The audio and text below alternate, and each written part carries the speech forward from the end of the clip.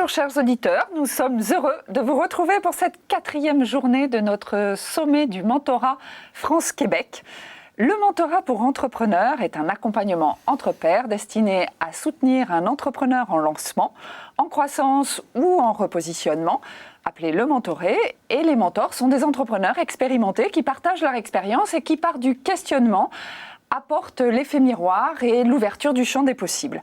Nous sommes là ensemble, aujourd'hui encore, pour découvrir toutes les facettes de ce mentorat pour entrepreneurs.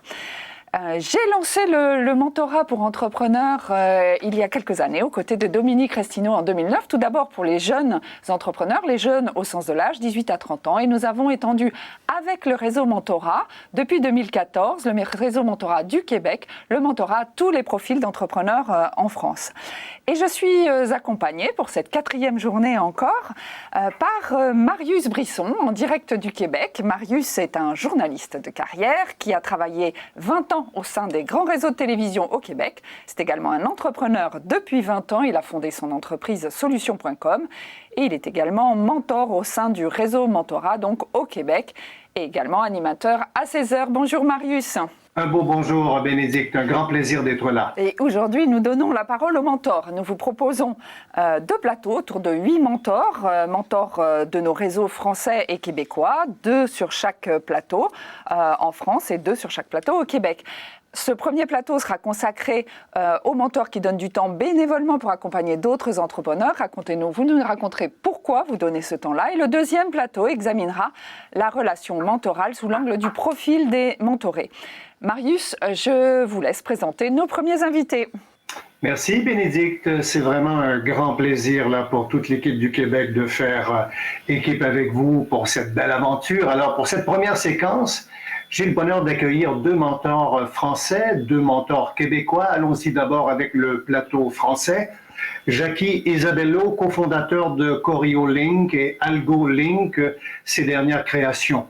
Aujourd'hui, mentor du réseau Mentorat France, un parcours entrepreneurial depuis plus de 20 ans pour vous, Jackie. Bravo.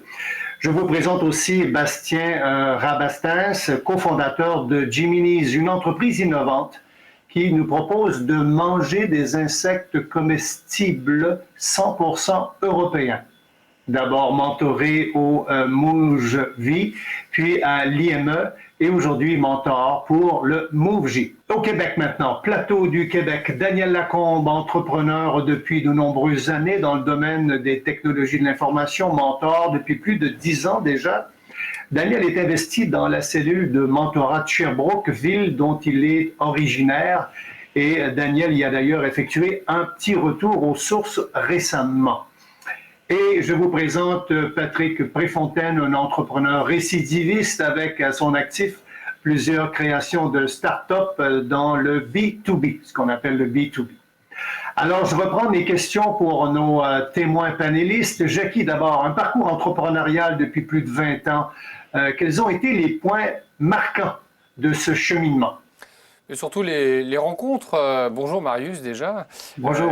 Les rencontres que ce soit au tout début, parmi la communauté professionnelle qui est la mienne, puisque je m'occupe pour le compte de nos clients de communication. Mais j'ai eu la chance surtout de pouvoir rencontrer des gens qui m'ont fait grandir et puis qui ont su recevoir le savoir que j'avais pu acquérir et qui aujourd'hui prennent toute leur importance en étant mes associés après avoir été mes employés. Et j'avoue qu'à 50 ans, puisque je vais vous confesser mon âge, malgré le maquillage qui m'a un peu embelli, que c'est une grande satisfaction qu'aujourd'hui 2 de mes anciens collaborateurs soient devenus quasiment mes chefs, puisque leur part dans l'entreprise leur permettent de la contrôler. Et c'est vrai qu'une entreprise, c'est quelque chose qui doit vivre et qui doit laisser s'exprimer les talents. Et les talents, eh bien, ils s'expriment toujours, dans nos métiers en tout cas, par les plus jeunes. Et je crois que c'est cette satisfaction-là que je garderai. Merci Jackie, belle présentation. Bastien maintenant, alors faire manger des insectes, ça intrigue bien des gens. À des Européens, c'est sans doute le grand parcours du combattant. Alors on fait comment pour trouver la force pour ce combat chaque jour, mon cher Bastien? Bonjour Marius, merci pour cette question. Bonjour. Eh ben, on se bat tous les jours, c'est vrai. Et tout seul, on va plus vite, ensemble, on va plus loin. C'est comme pour le mentorat. Donc tout simplement en s'entourant bien. Et c'est comme ça qu'on continue à combattre jour après jour. Mais on ne le fait pas qu'en France, on fait aussi manger des insectes jusqu'au Québec. Tiens, alors, est-ce que...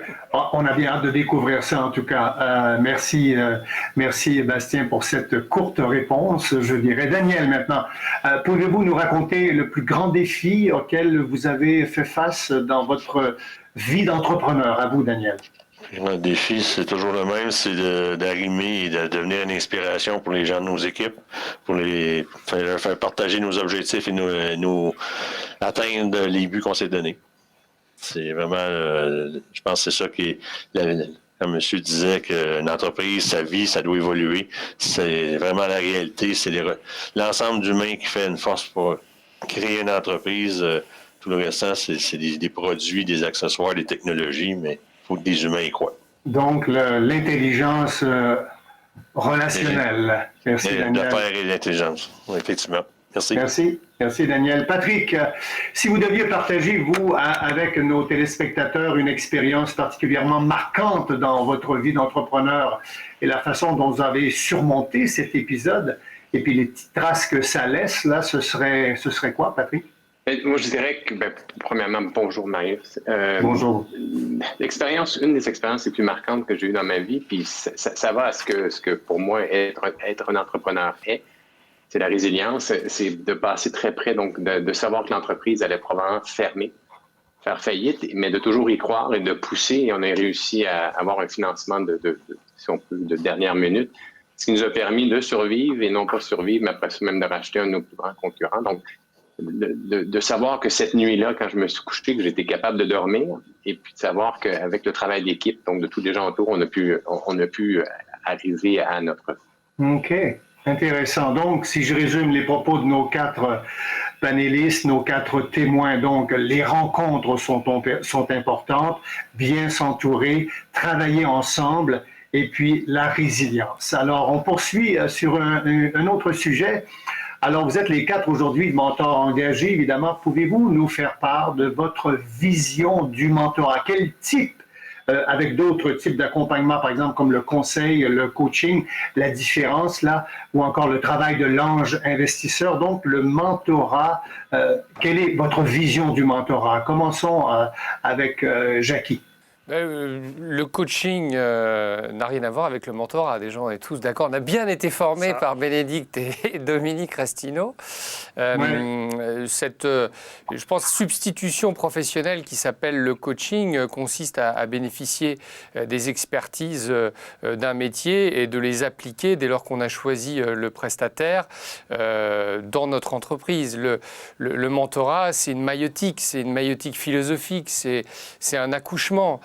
C'est permettre l'appropriation par le mentoré des solutions de bon sens qui sont celles qui vont l'aider à révéler les talents de son entreprise et puis d'imaginer la progression pour que celle-ci devienne pérenne ou qu'elle se réoriente ou voire même, pourquoi pas, qu'elle s'arrête. Donc c'est vrai que ce sont vraiment 2 choses différentes et il nous tient à cœur avec Bénédicte, Dominique et tous les mentors que cette barrière reste infranchissable. Hein. On doit faire grimper la montagne au mentoré et on ne doit pas le porter sur notre dos qui est plus le boulot du consultant ou du coach. Alors, résister à l'envie de faire du conseil, du coaching, c'est bien, Jackie. Bastien, vous voyez les choses de quelle façon dans cette vision du mentorat? Ça vous inspire quoi? Eh bien, écoutez, moi, je vais répondre plutôt sur le spectre du business angel ou de l'ange investisseur, comme on dit chez vous. Le mentorat doit être décorrélé, je dirais, de tout aspect financier. Il n'y a pas de logique capitalistique à ce moment-là. Donc, on a même d'ailleurs plus tendance, quand on forme le couple mentor-mentoré, à choisir des entreprises qui n'ont pas forcément de synergie entre elles. C'est même plus logique pour éviter le biais de se dire « Ah, mais à la place du mentoré, il faudrait faire comme ci ou comme ça ». Donc c'est très important d'être dans une relation où il n'y a pas de partie prenante financière. Ça permet d'avoir un débat qui se concentre sur le principal, sur la discussion, et pas sur une forme, je dirais, de croissance ou de décroissance de l'entreprise, même si dans l'ensemble de la discussion, le point est abordé. Je dirais la décorrélation financière est extrêmement importante pour que la relation soit saine. Merci Bastien. Daniel, vous voyez les choses comment? Donc, vision du mentorat, la différence avec le conseil. Alors, est-ce que c'est inné de devenir mentor? Je vous écoute, Daniel. Non, je pense pas que c'est inné. Je pense qu'on apprend à chaque diade, on en apprend un peu plus. Par contre, je pense qu'effectivement, on est le principal force du mentor est peut-être de briser l'isolement de l'entrepreneur. Souvent, les gens de notre entourage, notre épouse ne veut pas précisément savoir tous les détails de la pression qu'on subit, nos employés, nos collègues, la même chose. Donc, ça permet de s'asseoir avec un mentor, d'échanger sur des problématiques, des expériences, de nouvelles expériences souvent qu'on vit. Et il ne faut pas négliger le fait qu'on parle souvent des jeunes entrepreneurs. J'ai eu des entrepreneurs mentorés qui étaient plus âgés que moi et qui avaient plus d'expérience que moi, mais qui se retrouvaient face à de nouveaux défis. Et ils voulaient échanger avec un mentor, en discuter. Et souvent, la force d'un bon mentor, je pense, c'est de poser les bonnes questions. Parce que l'entrepreneur a souvent la réponse innée en lui. Il n'est peut-être juste pas rendu au moment de l'exprimer ou de la vivre. Merci. Patrick, allez-y, c'est à vous, Patrick. Exprimez-vous votre vision du mentorat. La vision du mentorat, on en parle, tout le monde a discuté, c'est vraiment plus sur le savoir-être que sur le savoir-faire. Donc, c'est vraiment de pouvoir écouter, mais de permettre aussi à l'entrepreneur de parler de sa vie d'être entrepreneur. Donc, des choses que souvent, il n'y a pas la chance d'en parler, même des fois à ses associés, certainement à sa famille, à ses employés. Donc, c'est l'opportunité d'avoir une personne avec qui il peut vraiment se laisser aller et avoir l'écoute et puis l'aider à cheminer dans l'expérience d'entrepreneur. On le sait tous, on l'est tous, entrepreneurs. C'est pas quelque chose que tu peux apprendre à l'école, c'est vraiment quelque chose que tu dois vivre. Comme on dit en bon québécois, l'apprendre sur le tas. Et puis, je pense que de l'avoir fait et de pouvoir écouter quelqu'un, je pense que c'est ce qu'on peut apporter. Et puis, si on va chercher aussi, nous, le plaisir de parler avec d'autres entrepreneurs. Merci, Patrick. Alors, je résume brièvement votre vision du mentorat pour Jackie, Bastien, Daniel et Patrick. Ça passe par un accouchement. Ça n'a rien à voir avec les impacts financiers, briser l'isolement et savoir être à l'écoute de l'autre. Maintenant, vous en parlez avec beaucoup de passion, de conviction. Quel a été le facteur qui a déclenché votre envie de devenir mentor ou que vous avez accepté ce rôle-là? Jackie, est-ce qu'il y a eu un élément déclencheur? La relation avec Bénédicte et Dominique au départ, mais je pense le fait d'avoir grandi dans des collectivités, et notamment des collectivités militaires, d'avoir été un peu dans des groupes sportifs, des colonies de vacances où on partage les bons comme les mauvais moments et où on apprend finalement qu'avec certaines personnes, il ne sert à rien de se cacher, qu'au contraire, en se révélant, on arrive à conjuguer des talents et qu'avec ce type de personnes, eh bien, on progresse, comme le disait Bastien, on va ensemble beaucoup plus loin. Et puis après, on découvre beaucoup d'autres choses en pratiquant l'exercice. C'est un peu comme un sport, comme une entreprise. Le mentorat nous révèle des choses et nous fait trouver des ressources pour accompagner la personne, mais également pour se repositionner ou se remettre en question dans son parcours personnel. Donc, de ce qui est un don au départ de notre part devient un échange extrêmement fructueux avec l'autre tout au long de la démarche. Donc cette notion d'altérité dont on parle beaucoup dans la société en ce moment, eh bien le mentorat permet de le découvrir. Et moi, je trouve ça assez satisfaisant. Je ne sais pas si tu es d'accord, excellent. Bastien. À 100%. Merci. Bastien, enchaînez. Allez-y avec votre facteur qui a déclenché votre envie de devenir mentor. Eh bien, écoutez, c'est très simple. On a créé notre société très très jeune avec mon associé puisqu'on avait à peine 20 ans. Donc on a été dans la turbulence des débuts d'une société qui va très vite avec beaucoup de soucis. Et le seul moment où on pouvait vraiment dire la vérité, exactement exprimer ce qu'on ressentait, qui en était à tous les niveaux, c'était pas devant la presse, c'était pas devant les investisseurs, c'était pas devant les équipes, c'était encore moins devant le board, c'était avec notre mentor. Et ça a été un véritable apprentissage en plus parce que nous, on passait vraiment du stade où on est encore des étudiants adolescents, des étudiants entrepreneurs à vraiment des entrepreneurs. Et finalement, on rentre dans la vie active. Et on y est aussi rentré par le biais du mentorat. Donc on a énormément apprécié. Et ça me semblait logique, après avoir autant reçu en étant mentoré, d'essayer de redonner la même chose en devenant mentor. La logique, c'était voilà, on a beaucoup reçu et il faut aussi donner derrière. Et c'était dans cette logique-là qu'on a voulu, enfin en tout cas moi que j'ai voulu devenir mentor. Et c'est vrai qu'on y trouve un plaisir insondable à pouvoir discuter de problématiques qui finalement sont partout les mêmes, mais sont à chaque fois différentes.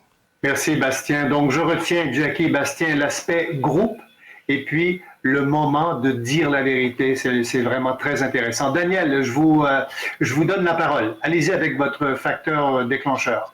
Le facteur déclencheur, c'est un retour en Estrie, comme vous disiez un peu plus tôt, m'a amené à reprendre contact avec des entrepreneurs de la région qui étaient déjà des personnes que j'appréciais énormément à l'époque et qui m'ont approché pour, j'ai travaillé plusieurs années à l'extérieur du pays. Il aimait le CV, l'expérience, et il me disait, mais semble que tu pourrais... Et j'ai embarqué à pieds joints. Enfin, honnêtement, j'ai trouvé l'expérience, les échanges. J'ai toujours considéré que je retirais probablement autant, sinon plus, que de mentorie. J'adore les interventions. J'ai travaillé avec des mentories dans différents domaines et différentes personnalités, et ça nous apporte énormément. Donc, donner au suivant, mais je pense que c'est un échange qui est gagnant-gagnant en bout de course. Du moins, j'espère. Merci. Merci, Daniel. Patrick, allez-y. Écoutez, moi, c'est ce qui m'a donné le goût d'être mentor, c'est le fait que j'ai eu de très bons mentors dans ma vie. Donc, et puis, j'ai eu la chance de rencontrer des gens qui m'ont beaucoup aidé. Et puis, quand est venu le temps où j'ai eu l'opportunité de moi-même de le faire, mais c'était naturel. Parce que je pense que tous les entrepreneurs aiment les entrepreneurs. Puis c'est une opportunité de passer du temps avec d'autres entrepreneurs et puis de leur permettre d'avoir un peu de notre expérience. Mais comme Daniel a dit, c'est aussi donnant-donnant. Donc, on va chercher autant qu'on donne. Donc, c'est vraiment un plaisir continu, si on veut. Donc, ça a commencé par être mentoré pour devenir mentor. Puis je pense que ça va toujours être comme ça. Merci Patrick. Je retiens de vos deux interventions un retour aux sources, et quand on est bien mentoré, on peut mentorer les autres. On peut devenir mentor. Alors Bénédicte, nos panélistes ont tous un petit point en commun, n'est-ce pas? Oui, on peut le dire, ils sont tous entrepreneurs, c'est leur petit point commun. Et effectivement, c'est très important. Le mentorat, c'est un échange entre pairs, hein, donc entre pairs entrepreneurs. Mais est-ce que ça suffit d'être entrepreneur pour être un bon mentor? Moi, j'aimerais poser cette question à nos quatre témoins. Que pensez-vous qu'il faut avoir, en plus d'être entrepreneur, pour être un bon mentor? On va peut-être commencer par Jackie, allez, qui a envie de se lancer. Assumons qu'on se considère comme un bon mentor. Assumez-le. Ce qui est déjà une étape assez importante, mais prenons-le et merci.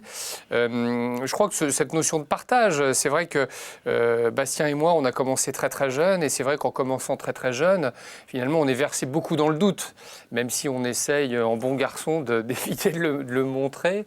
Et puis très rapidement, on s'aperçoit que de parcourir, eh bien, soit on a de la chance, parfois on a des amis qui en ont moins et qui peuvent faillir ou échouer, et que ces choses-là dépendent de très peu de choses, et que de rencontrer d'autres gens, ça permet, c'est une forme finalement de progression, et peut-être d'éviter des erreurs que nous on aurait pu connaître, que d'autres n'ont pas eu la chance d'éviter. Et cette espèce d'instinct grégaire de se regrouper entre entrepreneurs, je pense qu'on devient plus fort. C'est pour ça que je parlais de cette réciprocité tout à l'heure. Ils vont se sentir plus forts, mais on leur dit souvent que nous aussi, on va se sentir beaucoup plus forts, et peut-être que ça aide, comme vous le disiez, à devenir un meilleur mentor, mais j'espère aussi un meilleur mentoré, puisque l'objectif, c'est de donner beaucoup plus au mentoré, puisque c'est l'expression du movie quelque part. Donc donner au mentoré, mais Bastien, est-ce que c'est si facile d'être dans cette posture de questionnement? Est-ce qu'on n'a pas envie de dire non, on ne fait pas comme ça, parce que là, il va t'arriver des bricoles? Et c'est là où c'est compliqué, et je pense que c'est extrêmement important pour être un bon mentor, c'est avoir le goût des autres, et donc la capacité à se mettre en retrait et à écouter pleinement. Et il ne va pas vouloir aller trop vite. Et moi, le premier, de temps en temps, j'entends des choses dans la discussion, j'ai envie de dire « Ah ouais, mais moi j'ai vécu ça, et puis j'ai fait ci, ça, ça ». Et ben non, il faut être capable de se mettre sur pause, de pleinement entendre le message, et parfois d'amener avec une anecdote ou même directement son ressenti. Et puis parfois, c'est pas nécessaire. Parfois, en fait, ce que va exprimer l'entrepreneur qu'on a en face de nous, c'est déjà acquis. il n'y a pas besoin de continuer la maïeutique parce que l'accouchement est déjà là, le fait est déjà là, et c'est plutôt d'aider sur des façons différentes. Donc c'est jamais facile, mais voilà, la capacité d'écoute est extrêmement importante. Et ça prend du temps, parfois. Ça va prendre plusieurs heures, plusieurs sessions avant de mettre le doigt sur un sujet parce que c'est des signaux faibles dans la discussion. Et en général, c'est après plusieurs rencontres que le mentoré se lâche vraiment et va se dire « Ah ouais, mais il faut absolument que je te parle d'un truc que je n'osais pas, on ne se connaissait pas assez. » Et c'est là où ça devient vraiment très, très intéressant. Beaucoup d'écoute, avoir le plaisir de se retrouver ensemble, aimer les autres. Du côté du Québec, Daniel, par exemple, est-ce que ça vous est déjà arrivé de vous retrouver face à un jeune entrepreneur, ou enfin un entrepreneur moins aguerri que vous, et d'avoir envie de lui dire non, surtout ne va pas par là, là tu vas te prendre le mur. Comment on fait pour retenir ces pulsions de conducteur? Je rejoins Bastien, c'est pas toujours facile au départ. Effectivement, je pense qu'on s'améliore comme mentor à chaque diade, à savoir poser des bonnes questions et à bien sentir les réponses. Souvent, dans la réponse, on suscite la prochaine question pour l'amener à notre mentoré à mieux intervenir à ce moment-là. Et il y a peut-être un élément qu'on ne tient pas toujours assez compte. Bastien, vous disiez que ça prend un certain temps. Effectivement, il faut aussi donner un peu de temps pour établir un lien de confiance entre les deux individus. C'est pas évident pour un jeune ou un entrepreneur d'exposer la problématique, parce que souvent, ils viennent demander un mentor parce qu'ils ont une problématique. Ils l'ont probablement identifié même, mais de là à dire, mettre ça sur la table le premier matin, ou première rencontre, il faut établir un lien de confiance. Ce qui est très porteur aussi, c'est que souvent, moi, j'ai des mentorés que j'ai accompagnés il y a 10 ans, et c'est toujours un plaisir de les croiser et de parler d'entreprise après. Donc, le lien est resté là. Et alors, pour vous, Patrick, est-ce que vous auriez une dernière chose à ajouter sur cette posture de mentor? Comment on arrive vraiment à garder sa place de celui qui questionne, de celui qui partage sans prendre la main? Mais je pense qu'il faut être capable de se retenir, parce que c'est certain que, comme tout entrepreneur, on est des gens qui veulent faire avancer les choses, mais l'objectif ici, c'est pas vraiment de faire avancer, c'est de permettre à la personne de se découvrir aussi. Donc, il faut avoir de la retenue. C'est pas toujours facile. Dans la question que vous aviez, je pense que tous les entrepreneurs peuvent potentiellement être mentors, mais c'est pas tous les entrepreneurs qui le sont et peuvent le devenir, dans le sens que c'est faut avoir cette capacité-là de retenue, si je peux dire. Alors justement, Patrick, est-ce que vous pouvez continuer sur ce sujet-là? Ça n'a pas l'air si simple d'être mentor. Qu'est-ce que ça vous demande à vous comme engagement de garder cette posture? Quelle implication et quel impact pour vous d'être mentor? Mais le plaisir, puis Daniel, je pense qu'on a fait allusion, dans le sens que on bâtit la confiance, c'est quelque chose qui est dans le temps. Dans le sens qu'encore là, quand on commence et on se le fait dire, dans les formations, on en parle beaucoup. Cette écoute-là, c'est vraiment une écoute qui permet à l'entrepreneur de nous découvrir, et ça nous permet de le découvrir, mais à la fin, c'est beaucoup plus pour lui. Donc, c'est sa découverte via nos expériences et via des questions qu'on peut lui poser. En général, les gens savent ce qu'ils veulent faire, mais des fois, ils ont juste besoin d'avoir l'écoute pour pouvoir déterminer et s'aider eux-mêmes.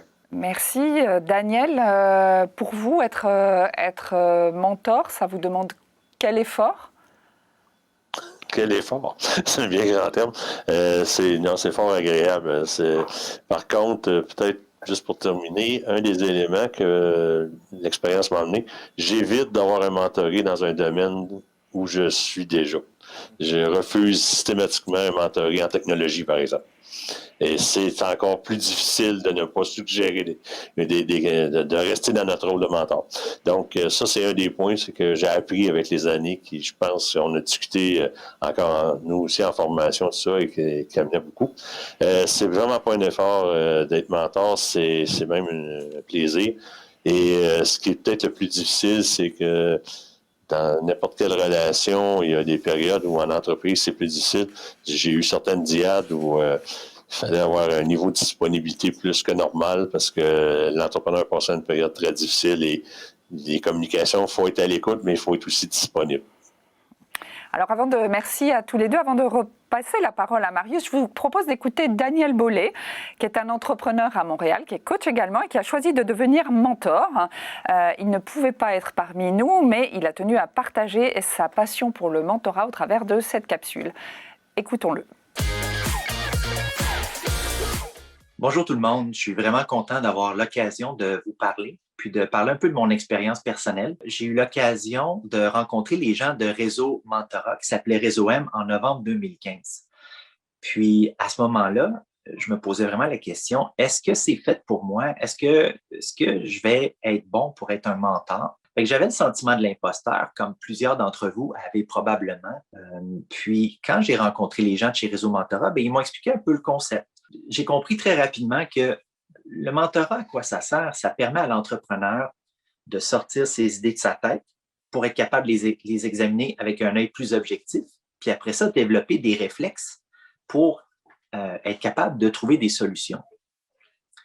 Puis, j'ai beau être un imposteur, je suis capable de faire ça, sauf que j'avais besoin d'apprendre à le faire. Donc, je voyais bien qu'il y avait le potentiel, j'étais probablement capable de faire ça.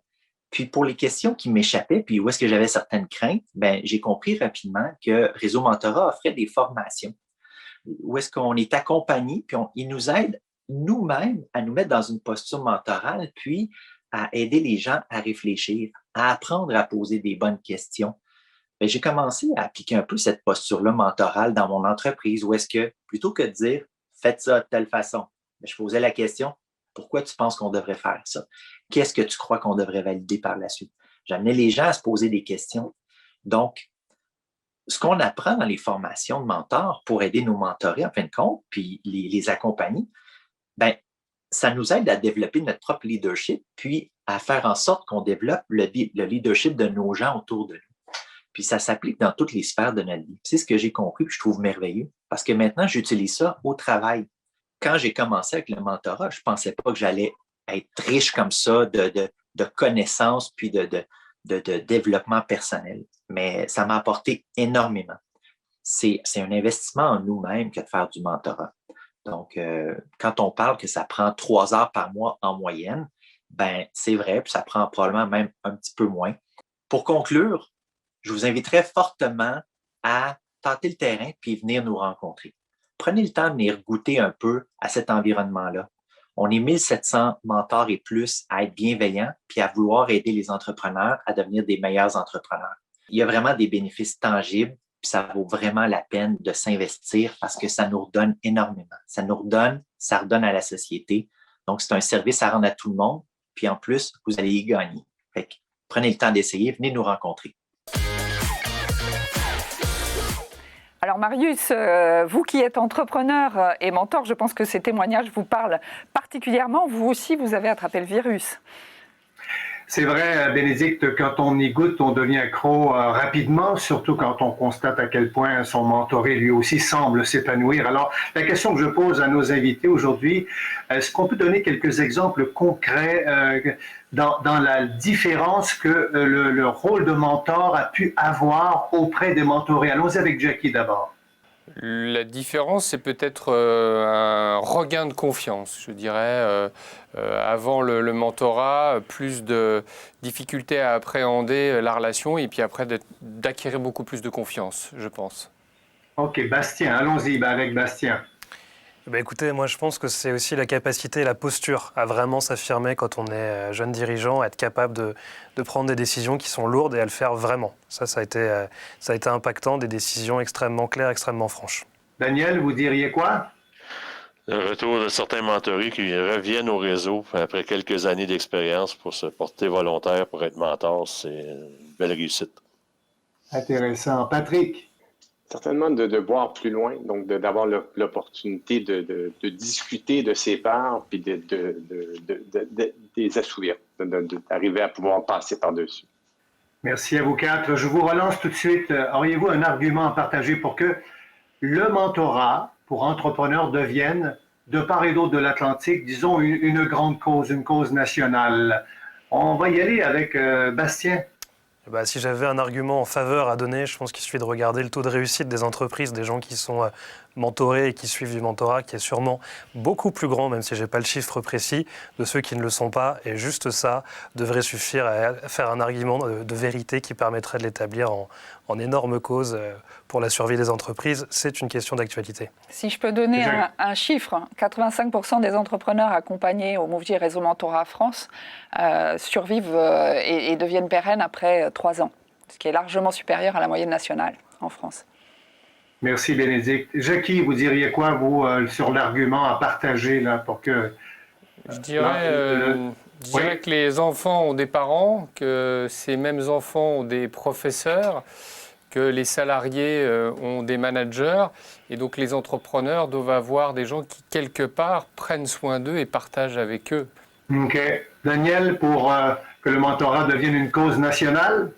On a des enseignants quelqu'un a dit précédemment que l'entrepreneuriat ne s'enseignait pas à l'école. Je suis parfaitement d'accord. Donc, c'est à nous à accompagner nos entrepreneurs pour devenir de meilleurs entrepreneurs. Patrick, le mot de la fin? Je vais revenir sur le mot du début. C'est vraiment la réussite des entreprises. Donc, ça a été démontré. Et je crois que c'est extrêmement important pour les entrepreneurs d'avoir accès à des mentors. Merci beaucoup à vous 4 pour votre authenticité, vos commentaires passionnés, bien sentis. Alors, avant de clôturer cette première séquence, je vous propose d'abord de jeter un petit coup d'œil à ce message de Gila Clara Kessous. Alors, Gila cumule un prestigieux parcours académique, exécutive MBA de l'ESSEC. Elle est doctorat à l'Université de Boston, postdoc à Harvard.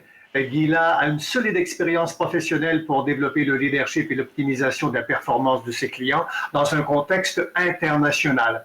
Alors, en pleine crise sanitaire, Gila conseille à la société de s'inspirer des qualités du virus pour le combattre. Ainsi, c'est notre capacité à muter et à s'adapter que nous devons développer tant dans notre vie quotidienne que dans notre travail. Alors, ces changements de paradigme nécessitent également d'adopter un certain état d'esprit appelé optimalisme. C'est une forme de contraction de l'optimisme et du réalisme. Nous avons posé la question à Gila, comment notre état d'esprit influence-t-il notre capacité à trouver des solutions? À vous, Gila. Comment notre état d'esprit influence-t-il notre capacité à trouver des solutions? Il est vrai que lorsque on essaye de pouvoir comprendre la capacité que le virus a de muter, on voit qu'il a une agilité qui lui permet de pouvoir trouver une façon de muter pour continuer son cheminement. Et c'est quelque chose, on va dire, que nous redoutons. Dans un cadre entrepreneurial, il faudrait faire la même chose. Aujourd'hui, il est important de se concentrer sur une façon de se positionner qu'est l'optimalisme, contraction entre le réalisme et l'optimisme. Réussir à muter, ça veut dire quoi? Ça veut dire qu'il faut réussir à comprendre, par une agilité qui va être à toute épreuve, comment les lois du marché sont bouleversées par ce que nous fait subir ce virus. Ça suppose ce qu'on appelle l'intelligence situationnelle. Comprendre comment, selon la situation, il faut réussir à se positionner vis-à-vis d'un changement radical de communication. Cela suppose d'avoir clairement compris ce que signifiait le mot assertivité. L'assertivité, pour en donner une définition, c'est être ni hérisson, ni paillasson. Ni hérisson, c'est-à-dire dans l'agressivité, dans la volonté d'imposer en tant qu'entrepreneur ses idées, ni paillasson dans la volonté de soumission, d'essayer de faire passer ses idées comme secondaires par rapport à d'autres qu'on nous imposerait. Quand on gère une équipe, c'est souvent le cas lorsqu'on est entrepreneur et entrepreneur débutant, le but va être de pouvoir essayer de comprendre comment réussir à sentir les besoins pour que dans la communication, on comprenne une parole juste. La mutation du virus a supposé une compréhension du contexte stratégique pour que puisse être mise en place une volonté d'émancipation, je dirais, qui touche à une notion d'influence. Eh bien, c'est la même chose lorsqu'on a à voir avec cette notion d'entrepreneuriat. Le rapport à sa propre influence suppose une communication maîtrisée. Alors la communication maîtrisée, c'est avant tout l'acceptation de se réconcilier avec son image, oser pouvoir faire de nombreux exercices supposant de la vidéo, comprenant son style de communication pour essayer d'aller encore plus loin dans le rapport à cette assertivité. Et puis je terminerai sur cette notion de positivisme relié au réalisme, l'optiréalisme. Je terminerai en disant qu'il est important aujourd'hui de pouvoir, dans son arbre de décision, de prendre aussi en considération la branche optimiste. Dans son plan, business plan, essayer de se dire qu'il y a aussi une possibilité que les choses aillent comme je souhaiterais qu'elles puissent aller. Et donc, dans une volonté de pouvoir entreprendre dans une direction positive, se dire avec espoir que les choses aussi peuvent aller bien.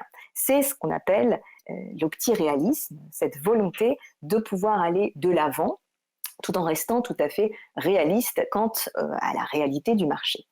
Une dernière chose sur ce qu'on appelle les KPIs, qui sont aujourd'hui des choses très importantes. On parle souvent de KPIs, donc des Key Performance Indicators, les fameux clés indicateurs de réussite pour performance. On parle aujourd'hui de plus en plus d'indicateurs clés comportementaux. Alors, quels sont ces KPIs, Behavior Indicators?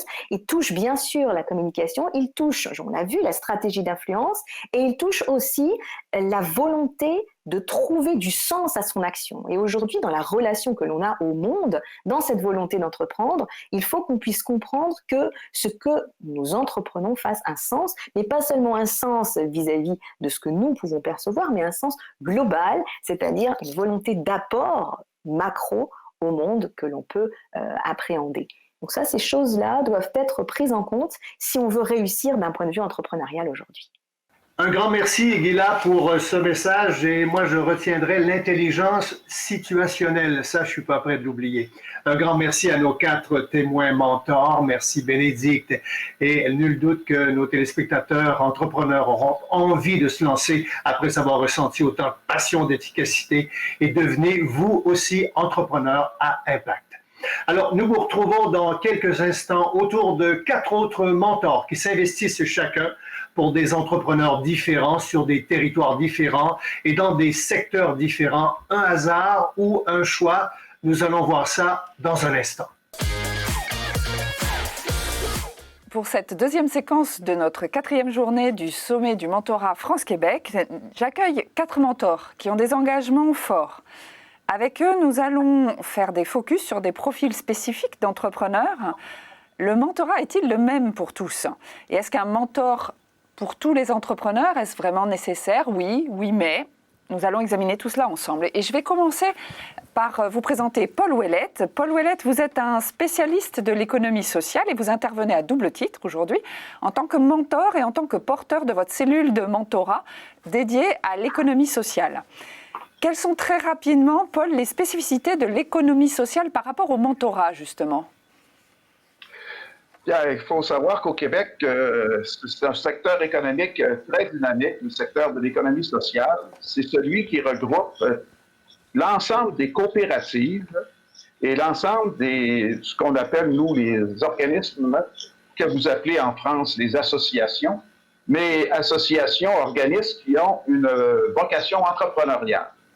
Alors, au Québec, ça regroupe 11 200, d'après les chiffres du ministère de l'Économie et de l'Innovation, 11 200 entreprises qui ont ces statuts coopératifs ou associatifs avec une vocation entrepreneuriale. On les retrouve à la grandeur du Québec et ça existe depuis le début du 20e siècle ici. Et ça va d'une très grande entreprise comme Desjardins, avec 42 000 employés, AgroPure, Coop fédérés, qui sont d'immenses entreprises coopératives, à de multiples petites coopératives UOBNL. Et seulement au plan statistique, je peux vous dire que ça représente 220 000 emplois au Québec. Et c'est 65 % par contre de ces entreprises ont moins de 10 employés. Alors, donc, le mentorat pour ces entrepreneurs. Pardon? Et donc, le mentorat pour ces entrepreneurs, est-ce vraiment possible ou quelle différence y a-t-il dans le mentorat pour eux? Ah, le mentorat est tout à fait possible. Moi, je me suis investi dans le mentorat à partir de 2014, parce qu'auparavant, j'étais directeur général d'une coopérative financière qui a un volume d'affaires d'1,5 milliard et qui était dédié au financement des coopératives et des OBNL.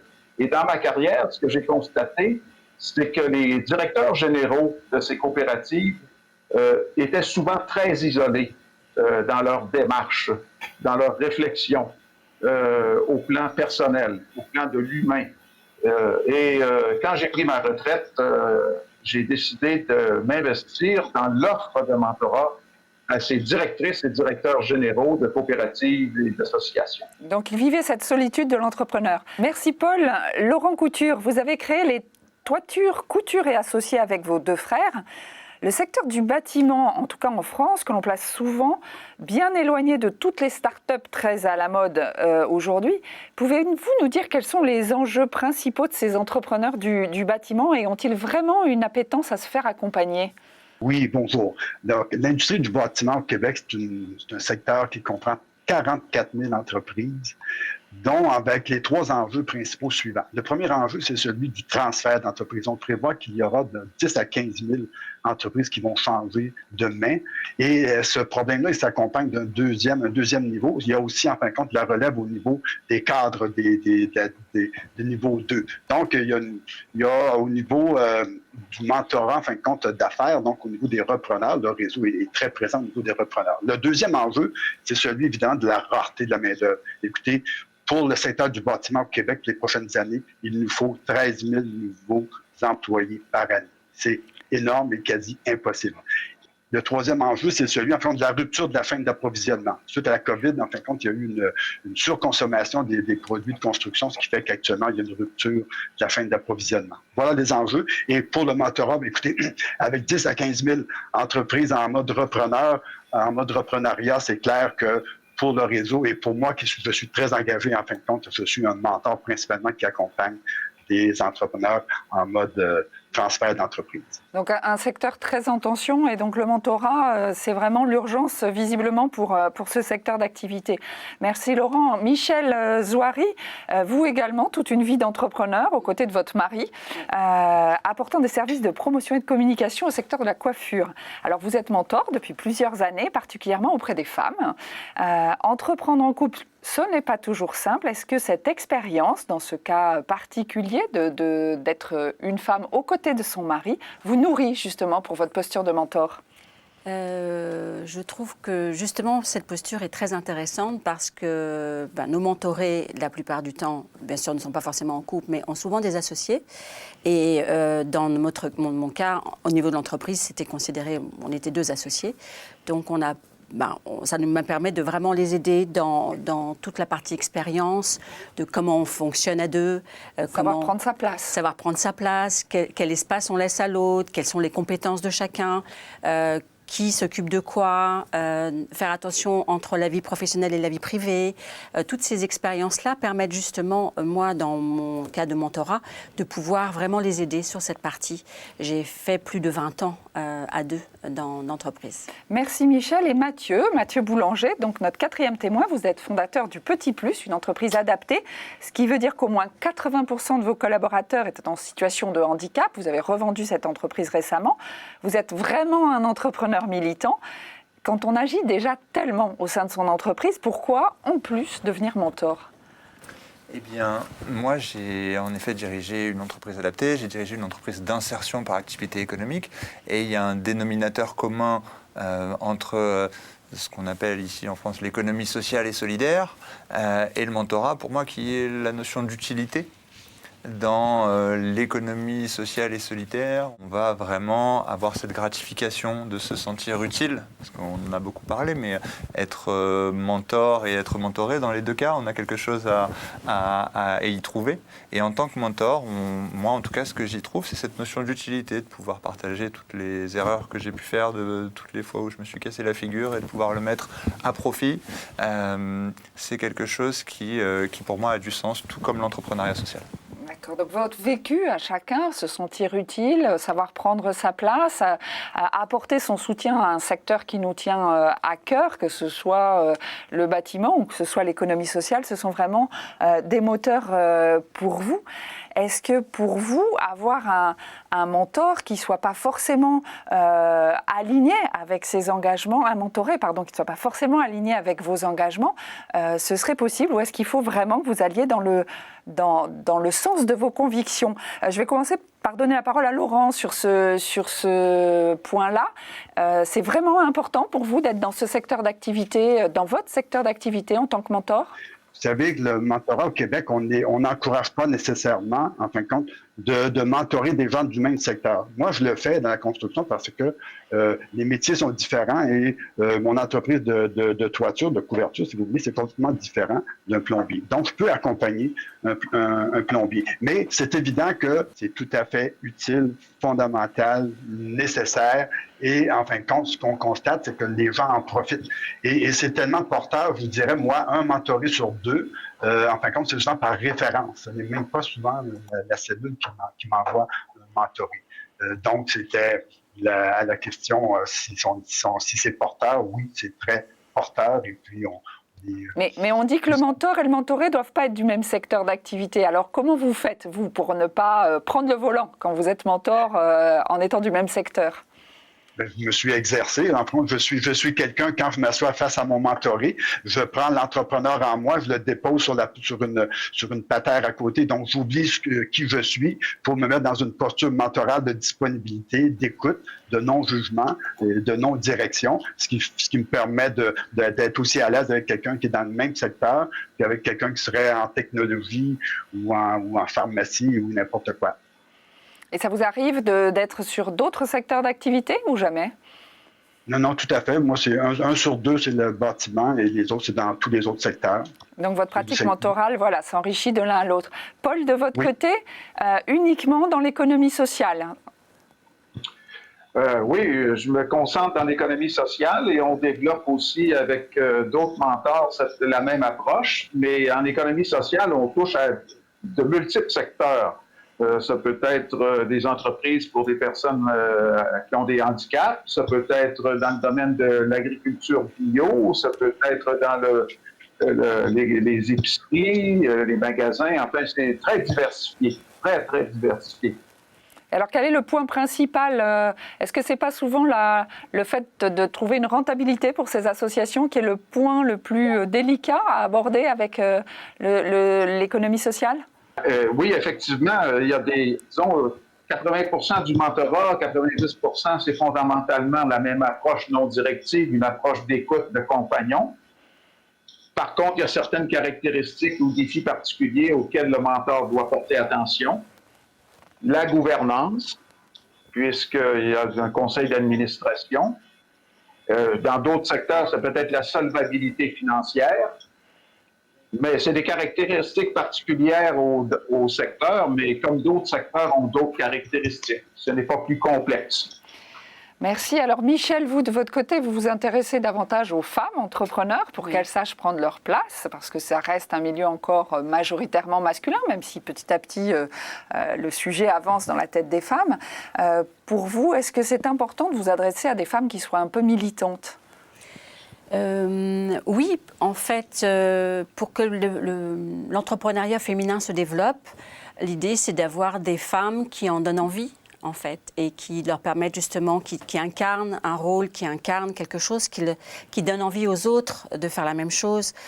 Celles qui n'ont pas encore pour l'instant, qui ont des idées mais qui n'osent pas le faire, sont souvent plutôt attirées par ces femmes qui, elles, ont osé et continuent à oser. Et je pense qu'en effet, c'est très important de pouvoir aller les rencontrer et pouvoir s'occuper d'elles particulièrement. Et est-ce que vous pensez que si vous aviez à accompagner une femme qui n'a pas une ambition, une envie d'aller vraiment plus loin, vous seriez en capacité de l'accompagner, ou vous avez besoin de partager cette conviction forte ?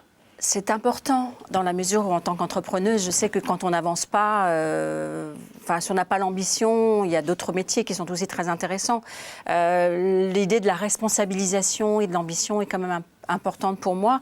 Maintenant, c'est son ambition à elle. Elle peut être différente de la mienne, ça pose pas de problème.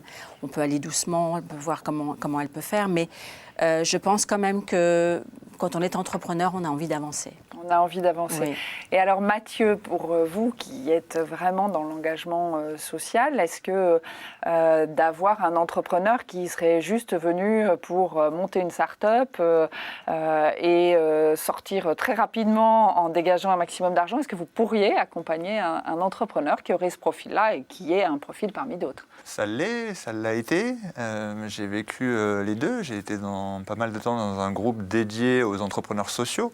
J'ai, de par mes réseaux aussi, accompagné beaucoup, en dehors du cadre mentoral, mais accompagné beaucoup de porteurs de projets dans l'économie sociale et solidaire. Donc on est en terrain connu, ça peut être gratifiant, mais j'ai aussi accompagné des entrepreneurs qui n'avaient pas du tout l'âme d'entrepreneurs sociaux.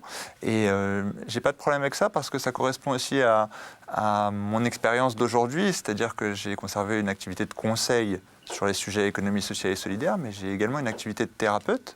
Je consulte en psychothérapie et en sexothérapie. Et ce sujet du non-jugement, de l'accueil inconditionnel, ça fait pleinement partie de mon métier aujourd'hui. Donc, du coup, je suis assez à l'aise avec ça. Je suis là pour accompagner les personnes, je ne suis pas là pour accompagner les entreprises. Et je suis là pour qu'ils traversent l'expérience entrepreneuriale au mieux. Si ça vient heurter trop fort mes convictions, c'est quelque chose que je peux mettre en dialogue, c'est quelque chose, mais ça ne va pas forcément impacter en tout cas mon engagement pour que les gens aillent bien, pour que les gens puissent tirer quelque chose de cette relation mentorale. Donc finalement, quand je vous écoute, les uns et les autres, vous ne cherchez pas le MeToo product, mais vous vous intéressez profondément aux personnes qui sont en face de vous. Votre but, c'est de les faire grandir, c'est de les aider à sortir de la difficulté éventuelle dans laquelle ils peuvent se trouver. Et puis, si ça fait écho à votre propre engagement, eh bien c'est tant mieux. Mais pas forcément être 100% collé à ce que l'on sait faire. C'est ce qui vous permet aussi à chacun de grandir. Marius, en France, nous avons mis au point des programmes qui regroupent des entrepreneurs qui ont une même communauté d'intérêts, comme les femmes, comme les agriculteurs, comme le secteur du bâtiment, les jeunes, la forte croissance. Est-ce que c'est votre cas au Québec ? Bénédicte, il faut dire que les choses sont quand même différentes au Québec. On fonctionne presque exclusivement par territoire. Mais le mentorat, c'est la question que j'ai envie de poser aux intervenants, nos témoins aujourd'hui. Change-t-il pour autant que l'on s'adresse à une femme, à un jeune, à un agriculteur? J'aimerais avoir l'opinion de nos 4 invités. Que pensez-vous? Qu'en pensez-vous? Comment savoir si le mentoré est fait pour soi et si le mentor est fait pour le mentoré? Alors, allons-y donc avec Paul, lançons donc avec l'économie sociale.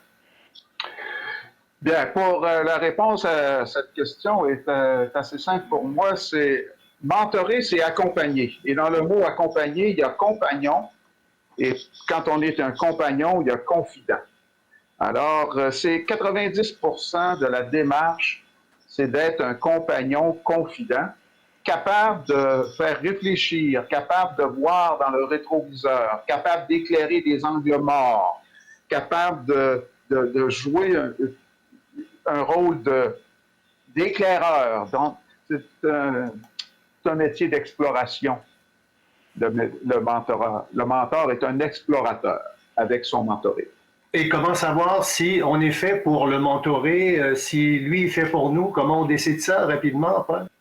Ben, pour moi, c'est beaucoup une relation de confiance. Une fois que la relation de confiance est établie, eh bien, c'est assez facile. Et chaque fois que je termine une rencontre de mentoré, je valide toujours auprès de mon mentoré s'il est confortable, si ça lui donne des gains, des résultats. Et si j'étais complètement mal à l'aise avec un mentoré, je lui signifierais et je pourrais même lui proposer un nouveau mentor. OK. Merci, Paul. Laurent, vous en pensez quoi de ça? Est-ce qu'on est fait pour le bon mentoré? Est-ce qu'on parle à une jeune comme à une femme dans les groupes de mentoré? Comment vous voyez les choses? Écoutez, pour moi, un mentor, on pourrait dire que c'est peut-être une bébête universelle dans le sens qu'on peut mentorer tout le monde. Qu'importe la position sur la fin entrepreneuriale, que ce soit quelqu'un qui soit au niveau de l'intention mentorale, quelqu'un entrepreneurial, qu'il soit au niveau du démarrage, de la croissance ou du transfert d'entreprise, je peux accompagner tout le monde. Des femmes, j'ai des femmes, des jeunes femmes, j'ai même eu des décédants de 60 ans. Donc, pour moi, un mentor peut accompagner tout le monde. Pourquoi? Parce que le mentor, on possède deux super pouvoirs. Deux super pouvoirs. Celui de l'écoute et celui de la question.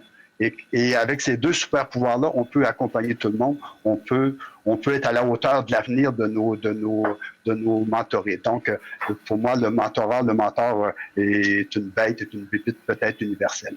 Merci Laurent. Michel, vous en pensez quoi sur le plateau en France? Vous en pensez quoi de cela? Je suis tout à fait d'accord avec ce qui a été dit dans la mesure où on peut vraiment accompagner tout le monde. Après, bien sûr, il y a peut-être une résonance, quelque chose qui fait qu'on est plus à l'aise, mais il y a en fait un genre d'alliance qui se passe avec notre mentoré. Et cette alliance lui permet d'être vraiment dans une grande authenticité et de pouvoir tout dire, et en sachant que de toute façon tout est confidentiel aussi. Et je pense que ce qui est intéressant, c'est vraiment le maillotage, c'est vraiment le fait, c'est le questionnement. On n'est pas là pour donner des réponses. Donc, quelle que soit la personne, ce qu'elle va nous dire ne dépend que d'elle. C'est vraiment unique. Elle est vraiment unique en tant qu'elle personne et en tant qu'entreprise. Donc, à partir du moment où on est là pour elle, on doit pouvoir, en effet, mentorer tout le monde. Merci. Vous en pensez quoi? Je relance la parole à Mathieu là-dessus. C'est intéressant, les propos. Mathieu, vous en pensez quoi, vous? Eh bien, je pense que si on savait ou pas qu'un mentoré est fait pour nous, on se priverait de quelque chose qui est génial dans le mentorat, c'est la capacité à se laisser surprendre. Pourquoi on n'est pas dans le coaching? Pourquoi on ne donne pas de réponse? Pourquoi on est juste là en miroir? C'est parce que c'est pas que parce qu'on veut laisser l'autre trouver les réponses lui-même, c'est aussi parce que parfois nos réponses, ce seraient des conneries.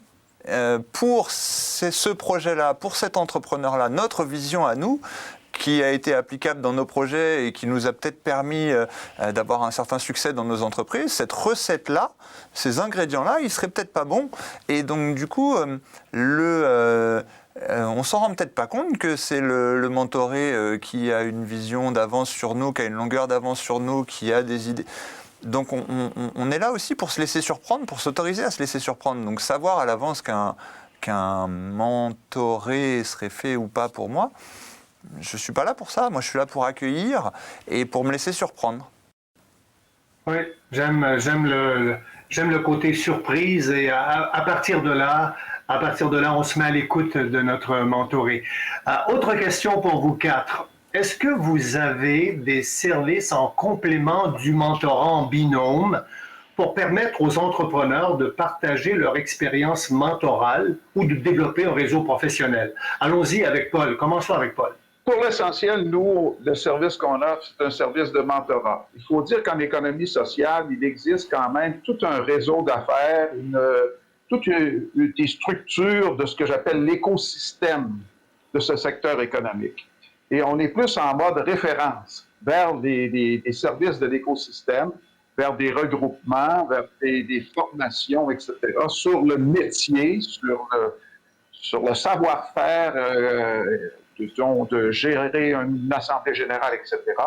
Et notre service essentiel est concentré sur le mentorat. OK, donc plus un référencement. Laurent, vous en pensez quoi, vous, avec ces services en complément du mentorat? Bien, les services en complément du mentorat qu'on offre au Québec, en tout cas que ce soit dans le bâtiment ou ailleurs, on fait beaucoup qui a commencé depuis une année. C'est du mentorat de groupe. Donc ça, c'est quelque chose qui est très, très intéressant, qui est très valorisant et c'est un mix de co-développement et de mentorat. Donc, on est 2 mentors qui accompagnent un groupe de 5, entre 5 et 7, 10 mentorés. Et donc là, on est dans le co-développement. Donc, ce sont des entrepreneurs qui sont d'origine différente, à différents endroits sur la chaîne entrepreneuriale. Et donc, le mentor, par les questions, je veux dire en fin de compte, les fait progresser. Si vous voulez, on les met à la hauteur de leur avenir. Donc, on essaie de les sortir de leur autoroute de la pensée, en fin de compte, de les sortir de l'action pour les amener dans une réflexion plus productive. Intéressant, Paul et Laurent, donc le référencement et le mentorat de groupe. Michel, vous en pensez quoi de ces services en complément du mentorat? Je suis d'accord également. Nous organisons avec le MoveJ maintenant des modules. Je m'occupe principalement des femmes entrepreneurs et nous créons des modules justement un peu sous forme de co-développement qui permettent aux femmes d'être plus à l'aise aussi, de pouvoir travailler sur l'intelligence collective et qui les motivent entre elles. En fait, et c'est des modules qui sont justement très pertinents, qui sont en plus du mentorat qu'elles ont et qui leur permettent de se connaître, de créer une communauté entre elles, de pouvoir s'entraider. Et plusieurs cerveaux valent mieux qu'un, donc quand elles sont réunies en intelligence collective, elles vont assez loin dans leurs idées, dans leurs nouvelles idées à développer. Mathieu, faites du pouce un peu là-dessus. Allez-y avec vos idées sur ces compléments du mentorat. Eh bien, pour ne parler que de mes expériences les plus récentes, il y a eu le groupe dont j'ai participé à la création. Bénédicte nous avait accompagnés à Aulnay-sous-Bois. Et là, maintenant, je travaille un petit peu avec la Miel, qui est située à Saint-Denis et à La Courneuve. Et on accompagne ce qu'on appelle ici vulgairement les entrepreneurs des quartiers. Et donc, autour de cet écosystème, il y a beaucoup d'offres de services, il y a beaucoup d'accompagnement, il y a beaucoup de formation, ce qui permet aussi et c'est un petit peu la culture qu'on peut avoir, nous, en banlieue, de serrer les coudes, d'être entre nous. Et donc, il y a un petit écosystème. Il est, je pense, favorable au partage d'expériences aussi autour du mentorat. Et tout comme le mentorat, il contribue à la pérennité des projets. Parce qu'il y a de l'accompagnement, parce qu'il y a du monde autour et parce qu'il y a ces fameux experts que nous ne sommes pas quand on est en face d'un mentor, qui sont là, qui peuvent conseiller et qui peuvent apporter des conseils parce que dans la vie d'un entrepreneur, de temps en temps, il y a aussi besoin d'un conseil. C'est toi qui vas me contredire sur le sujet. Merci. Merci Mathieu. Donc je retiens la communauté féminine du côté de Michel et puis l'entrepreneur de quartier pour Mathieu. Alors Bénédicte, nous avons toutes les options. Toutes les options ont leur intérêt, n'est-ce pas? Oui, tout à fait. C'est vrai, pour bien connaître ce qui se passe ici et être à l'origine de pas mal d'initiatives quand même, on se rend compte à quel point la force du collectif est importante pour venir en complément de ce binôme mentor et mentoré. Et c'est important pour les mentorés comme pour les mentors de se retrouver entre eux, de benchmarker leurs pratiques, leur expérience pour pouvoir chacun aller plus loin. Donc nous, on a vraiment tendance à pousser beaucoup sur le territoire les rencontres collectives, alors par communauté d'intérêt, et puis aussi à, pourquoi pas, élargir et faire en sorte que tous ces entrepreneurs se rencontrent. Et c'est aussi notre ambition de faire en sorte que les entrepreneurs de France et de Québec, qui partagent ces valeurs de la relation mentorale, puissent se rencontrer. Est-ce que pour vous tous, les mentors, est-ce que cette idée de créer un grand réseau a vraiment un intérêt? Et puis on le voit en ce moment où on a tous tendance à se replier, on est tous obligés de se replier dans nos frontières. Est-ce que ce réseau international a vraiment une pertinence et comment on peut créer, peut-être, ce serait ça ma question, comment on peut créer un effet boule de neige pour que dans chaque communauté d'intérêt, on puisse avoir de plus en plus d'entrepreneurs qui aient envie d'être accompagnés par un mentor et puis de plus en plus d'entrepreneurs expérimentés qui aient envie de devenir mentors. Alors je vais commencer par peut-être... moi je commence par Laurent. Comment faire que cette communauté d'entrepreneurs du secteur du bâtiment soit plus accompagnée en s'appuyant sur ceux qui le sont déjà? Écoutez, c'est de prêcher la bonne nouvelle. En fin de compte, c'est de demander à chacun des mentors. C'est ce qu'on fait. En fin de compte, on demande à chacun de nos mentors de devenir des ambassadeurs du mentorat. Et puis, on assiste. Là, on a arrêté à cause de la pandémie, mais on faisait des rencontres au niveau associatif. Chaque métier a son association. Donc, je veux dire, on faisait des rencontres où on faisait le message. Moi, ce que j'aime dire, en fin de compte, à tout le monde, dans le fond, c'est faites-vous le cadeau à vous-même du mentorat. Faites-vous le cadeau du mentorat. Je pense que il y a 93% de mentorés au Québec qui sont heureux, en fin de compte, et qui recommanderaient, en fin de compte, le mentorat. Donc, à 93% de succès, les chiffres disent tout. Faites-vous le cadeau du mentorat. Et alors, Paul, vous, dans l'économie sociale, comment ce cadeau pourrait-il se généraliser à tout le secteur de l'économie sociale? Bien, on vise tout le secteur et la stratégie est assez simple. Il faut s'appuyer sur les réseaux d'affaires, il faut s'appuyer sur les structures de l'écosystème et que ces organismes, ces structures nous ouvrent la porte. Mais la vente, la mise en valeur du mentorat, elle doit se faire par des mentors qui sont des figures de réussite dans le réseau de l'économie sociale et par des mentorés qui sont capables de témoigner de leur satisfaction. Et c'est facile à trouver. Merci. Donc, on s'appuie sur ces 3 éléments. Merci Paul. Alors justement, s'appuyer sur des mentorés. Michel, je sais que vous travaillez sur la notion de rôle modèle pour ces femmes mentorées. Justement, parmi les modules que nous organisons, nous cherchons à créer ce qu'on appelle des rôles modèles, donc des femmes qui incarnent simplement ce qu'elles sont elles-mêmes. Ce ne sont pas des stars, ce ne sont pas des gens forcément très connus, mais c'est la femme justement qui par son incarnation, par son modèle, en fait, c'est vraiment le mot, permet à d'autres d'avoir envie aussi. Donc, on organise des modules de façon à ce que ces femmes puissent devenir rôle modèle pour être elles-mêmes à l'aise, pour pouvoir ensuite parler à d'autres femmes. Il n'y a pas de meilleure solution que celle-ci. Très bien. Et Mathieu, alors le mot de la fin, comment faire que l'engagement que vous portez soit le plus généralisé possible, que tous les entrepreneurs se disent j'ai cette mission d'accompagner mes pairs entrepreneurs? Vaste question. Ouais. Je pense que ça peut avoir en effet beaucoup d'intérêt d'être dans une communauté d'intérêt et de faire du mentorat dans cette communauté. Et je pense aussi que l'entre-soi, il a ses limites et s'ouvrir en tant que mentor de différentes communautés, se rencontrer, partager ses expériences mentorales, ça vient enrichir encore l'approche. Parce qu'on l'a beaucoup dit, on peut être mentor pour tout le monde, on peut être mentor pour des gens qui ne sont pas du tout dans nos communautés, qui n'ont pas du tout les mêmes convictions que nous, c'est un peu la conclusion générale que l'on a de tout ça. Par conséquent, se rencontrer, échanger, partager sur le mentorat pluriel, c'est quelque chose pour moi qui peut que rayonner ensuite sur la vision du mentorat dans toutes les communautés, faire des petits groupes communautaires, faire des choses beaucoup plus ouvertes, voilà, trouver cette pluralité qui permet la richesse, quel que ce soit dans le mentorat ou dans d'autres domaines. Et se rencontrer en présentiel de préférence, s'il vous plaît. Se rencontrer effectivement en préférentiel. D'ailleurs, on t'attend. Hein. En présentiel. Prenez l'avion, il y a de la place dans le studio. Merci. Oui, avec plaisir. On a envie de dire à tous les entrepreneurs qui nous écoutent, vous avez un vécu, devenez mentor, vous démarrez la route, ou vous êtes face à quelque chose que vous ne savez pas aborder. N'hésitez pas à venir toquer à la porte du réseau mentorat, que ce soit au Québec, que ce soit en France. Il y a partout sur le territoire des entrepreneurs qui ne demandent qu'à faire le chemin avec vous, faire un bout de route avec vous. Cette émission touche à sa fin. Merci à tous les mentors qui ont encore une fois donné de leur temps pour les entrepreneurs, Paul, Laurent, Michel, Mathieu. Un grand merci à Marius pour cette 4e émission. Et nous nous retrouvons pour la 5e et dernière émission demain, même heure, même canot.